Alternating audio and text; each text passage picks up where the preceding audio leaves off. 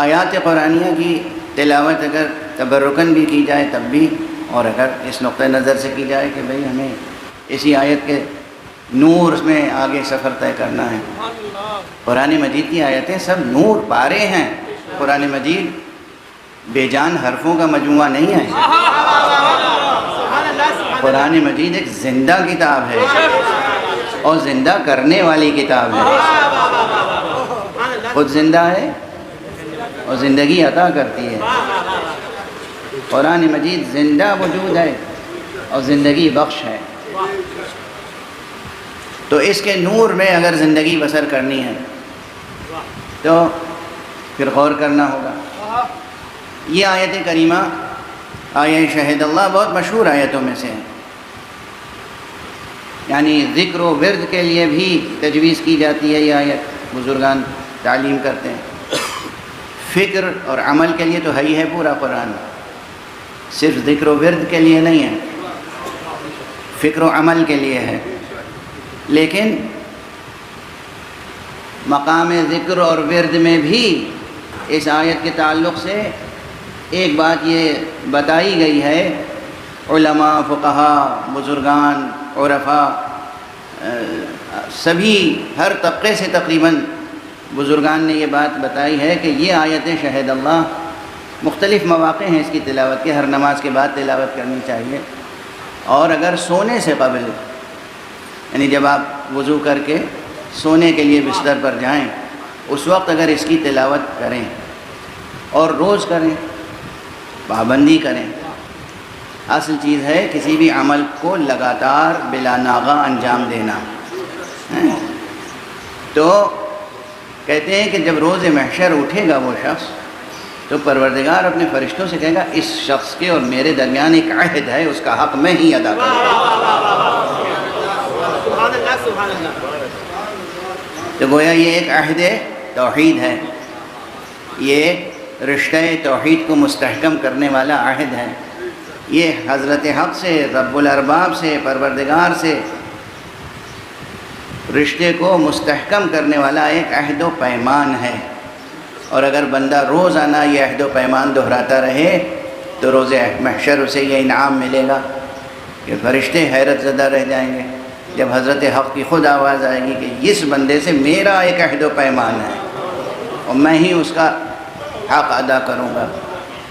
یہ وہ آیت ہے جو میں نے آپ حضرات کے سامنے تلاوت کی ہے، اور انشاءاللہ جہاں تک میری آواز جا رہی ہے مجھے یقین ہے کہ آج سے آپ حضرات اسے ترک نہیں کریں گے۔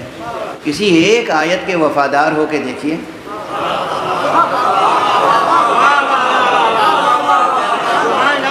پورے قرآن پہ تو ہم سے آپ سے کیا عمل ہوگا، کسی ایک آیت سے تو وفاداری کا حق نبھانے کی کوشش کیجیے، پھر دیکھیے وہ آیت، اس کا ذکر، اس کا ورد، اس پر عمل کرنے کا جذبہ، اس کی بنا پر آپ کے توفیقات میں کیسے اضافہ ہوگا۔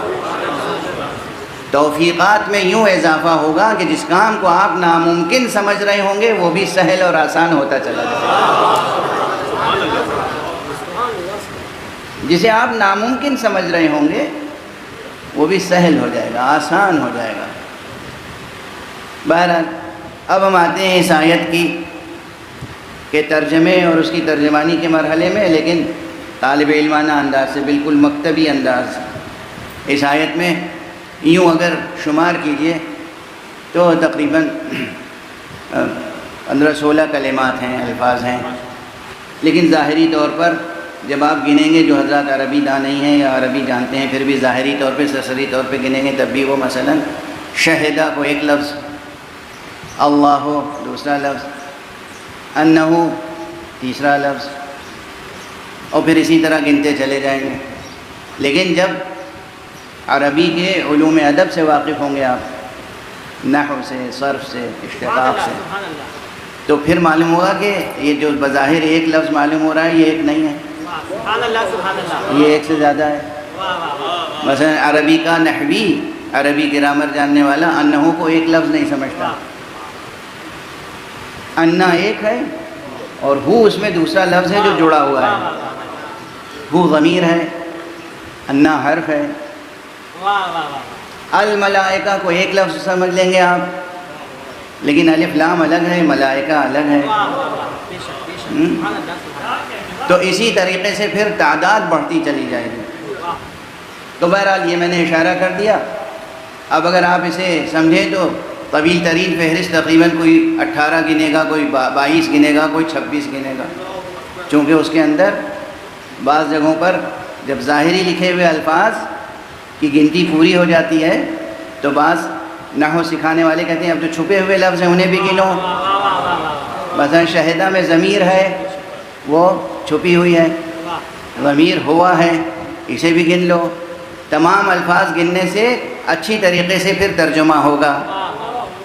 تو یہ ایک طریقہ میں نے عرض کر دیا مکتبی، مدرسے والا، کیونکہ میری کوشش یہ ہوتی ہے کہ مجلس جو ہے مدرسے سے جڑی رہے، مکتب سے ہم آپ جڑے رہیں۔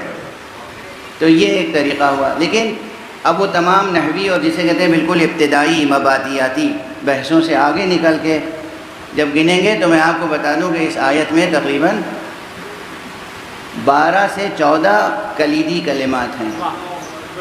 انہیں اگر ہم حل کر لیں، اور انشاءاللہ کوشش ہوگی کہ ان 9 مجلسوں میں حل کر لیں، تو مضمون آیت کا نکھر کے سامنے آئے گا۔ یعنی لکھے ہوئے جو ترجمے ہیں وہ پڑھنے سے وہ کیفیت نہیں پیدا ہوگی جو اس طرح مضمون کو ڈسکور کرنا پڑتا ہے۔ مضمون کو ڈسکور کرنا پڑتا ہے۔ ڈسکور کا لفظ بہت کارآمد ہے۔ الفاظ معانی کا اظہار بھی کرتے ہیں، معانی کے اظہار کا وسیلہ بھی بنتے ہیں، اور الفاظ ہی معانی کا پردہ بھی بن جاتے ہیں۔ وہ ریاضت کرو کہ معنی بے لفظ تک پہنچ جاؤ۔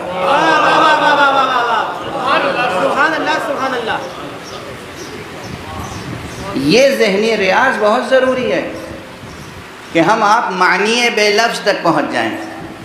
بہرحال اب جو ظاہری مضمون ہے اس آیت کریمہ کا وہ تو عرض کر ہی دیں، جو عام طور پہ ترجموں میں مل جائے گا آپ کو۔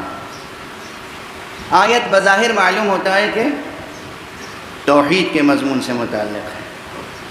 شہد اللہ انہ لا الہ الا ہو، اللہ نے گواہی دی کہ کوئی نہیں ہے معبود برحق سوائے اس کے۔ اللہ نے گواہی دی بھی آپ کر سکتے ہیں ترجمہ، اور اللہ گواہی دیتا ہے یہ بھی ترجمہ کر سکتے ہیں۔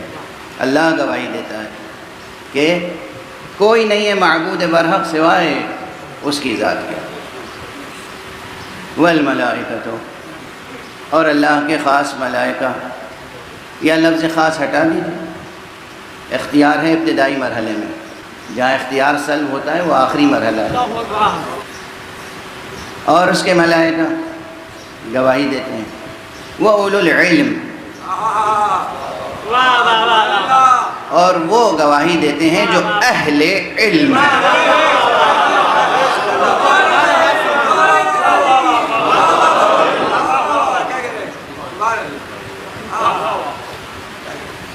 اولو العلم کے ترجمے میں اس وقت میں نے اہل علم کہہ دیا، لیکن اولو العلم کے معنی میں ترجمے میں عام طالب علم شریک نہیں ہو سکتے۔